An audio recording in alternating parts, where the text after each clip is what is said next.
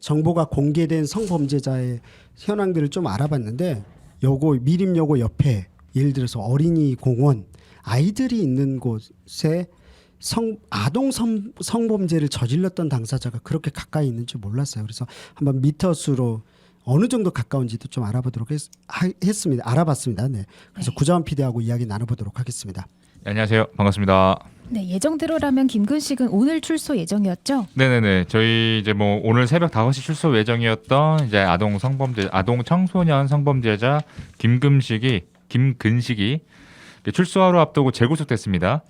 그러니까 수원지법 안양지원 송중호 부장판사는 16일 어제 2006년 당시 13세 미만이었던 피해자를 강제추행한 혐의로 구속영장을 발부했습니다. 범죄 소명, 도주 및 증거인멸의 우려가 있어서 발빠르게 영장을 발부한 건데요. 덕분에 의정부 시민들은 안도의 한숨을 내쉬었습니다. 안 그래도 지난 주말 의정부 시민들이 피켓을 들고 거리에 나셨었는데 어떤 이유여서 그랬나요? 이제 원래대로면 오늘 김근식이 이제 출소한 후에 지내게 될 임시거처가 바로 의정부에 있는 갱생시설이었습니다. 그러니까 지금 사진 한번 보실게요. 사진 보시면 지금 네모 표시된 곳이 있죠. 네네. 거기가 이제 김근식이 지낼 예정이었던 네모 갱생시설이고요. 그리고 동그라미로 표시된 곳이 지금 네 군데예요. 이제 뭐 고등학교, 중학교, 초등학교 이렇게 있는데 지금 이 지도 외에도 고등학교 2개 더 있고요. 인근에 대학교도 하나 있습니다. 지금 가장 가까운 거 보시면 경기북 과학고등학교, 저희가 갱생시설로부터 걸어서 10분밖에 안 걸려요. 그리고 옆에 또 보시면 세모로 표시된 곳이 종합운동장이죠. 많은 주민분들이 이용하는 곳인데 이곳에 지금 온다라는 거죠. 네. 근데 심지어 이 갱생시설에 갇혀 지내는 게 아니라 외출도 가능해요. 그러니까 아무리 24시간 감시를 한다고 해도 아동 청소년 12명을 대상으로 성범죄를 저지른 김근식을 이곳에 거주하게 한다? 이거는 말이 안 된다. 그래서 이제 의정부 시민들이 거리로 나와서 결사 반대를 외쳤던 겁니다. 네, 어쨌든 재구속이 되면서 다시 한번 안양교도소에 수감이 됐으니 일단은 일단락이 됐다고 볼 수 있는데 네네. 이런 문제가 의정부 혹은 관악구, 그러니까 김근식만이 있는 건 아니잖아요. 네네. 이제 뭐 조두순의 경우도 다들 아시다시피 출소 후에 본인 집에 거주하게 되면서 오히려 피해자 그리고 그 주민들이 이사가게 되는 이런 좀 아이러니한 상황이 좀 있었죠. 근데서 혹시 관악구는 괜찮을까 제가 한번 알아봤습니다. 네. 이제 현재 성범죄자 알림이에 등록된 관악구 거주 성범죄자는 총 39명입니다. 그러니까 이 중에 31명은 신림동에 있고요. 그리고 8명은 봉천동에 있습니다. 문제는 이들의 실거주지를 이제 지도로 한 명 한 명 제가 살펴봤는데 약 41%. 그러니까 39명 중에 16명이 여고, 초등학교, 어린이공원 인근에 거주 중인 것으로 확인이 됐고요. 그리고 심지어 이제 어린이공원 근처에 살고 있는 성범죄자 중에 8명이 아동 청소년 성범죄 이력이 있었습니다. 우연히 맞는 걸까요? 이렇게 거주지 위치가 어떻게 이렇게 가까운 걸까요? 제한은 없나요? 이게 성범죄자 거주지에 대한 부분에 대해서 그 여성가족부 담당자랑 전화를 해봤는데요.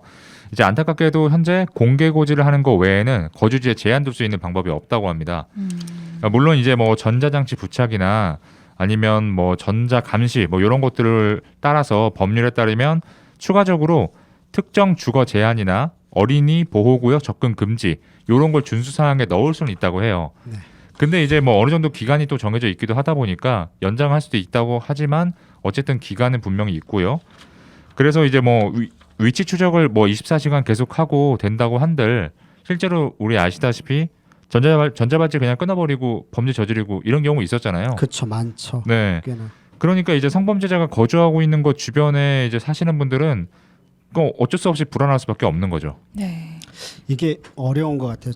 저도 이제 학부모이기 때문에 우리 아이가 딸이니까 주변에 알아봤었어요. 제가 수년 전에도 알아봤는데 이걸 뭐 알아보는 거 말고 그 사람이 어쩐지 어떻게 알아요? 그쵸. 알 길이 없죠. 그러니까 조심하고 늘 공동체적으로 이렇게 하는 수밖에 없을 것 같고요. 한번 뭐 아까 지도 띄워드렸었던 거죠, 그렇죠? 네네네. 그 거기가 시청자분들. 이제 네. 갱생시설에 있던 그 김근식 갱생시설 주변 지도였고요. 네.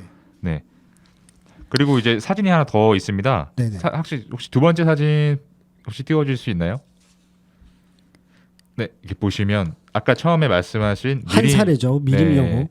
네, 이제 관악구에 있는 미림여달고등학교 주변에 4명의 성범죄자가 지금 살고 있습니다. 보시면 도보로 최대 멀리 있는 게 6분밖에 안 걸려요. 그 지금 도보 1분 표시된 것도 말이 1분이지 사실 저기 지금 창문만 미림여고 쪽으로 돼 있으면 그냥 집안에서 창문 통해서 미림여고 학생들 볼 수 있거든요. 그러니까 이게 의도적인지 아닌지를 알 길이 없어요. 네. 알 길이 없고 그다음에 어쨌든 학교 관계자 선생님들도 알고 있는지 저희들이 알아보긴 해야 될 것 같은데 문제는 이런 거죠. 1분, 2분, 6분 이렇게 되어져 있는데 이 근처에 계신 분이 만일 어느 기간이 지나고 나면 이제 정보 공개가 끝나잖아요. 끝나버리죠.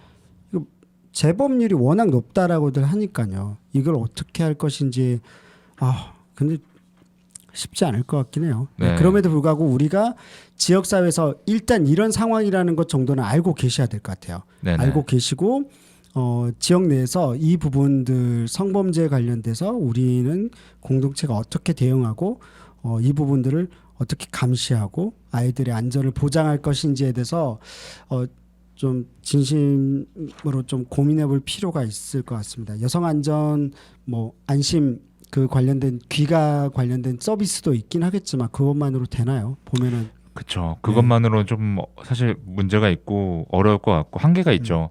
그리고 이제 사실 저 4명에 대해서 좀 알아보면서 어쨌든 좀 이상했던 게 아동 성범죄 이력이 있는 사람이 4명 중에 2명이고요. 청소년 성범죄 이력이 있는 사람이 4명 중에 1명입니다. 그러니까 너무 이상한 상황이 지금 벌어지고 있는 거죠. 그렇죠. 이런 현실들을 어쨌든 구의원분들이나 시의원분들 이 분들한테도 잘 전달할 필요가 있는 것 같아요. 이건 좀 솔직히 좀 약간 놀랐어요. 4명의 사람들이 물론 저희 관악을 지역에 있었던 지역 그 미림여고 주변이 상대적으로 저렴해서 있을 수도 있어요. 있을 수도 있겠지만 네. 그것만으로 보기에는 아까 말씀하셨듯이 1분 거리니까 그러면 위에서 보고 있다는 소리가 네. 될 수도 있는 거잖아요. 네. 네. 그래서 어쨌든 이 부분들을 더 파고들도록 저희들도 하겠고 이 부분을 가지고서 한번 구의원분들이나 뭐 토론을 해도 좋겠고 뭔가 대안, 네, 경찰서 대안이- 관계자들도 오시고 구청 관계자도 오시고서 하는 그런 자리가 있으면 좋겠습니다. 네, 오늘 수고하셨고요. 다음 순서로 준비됐죠, 그렇죠? 네. 네.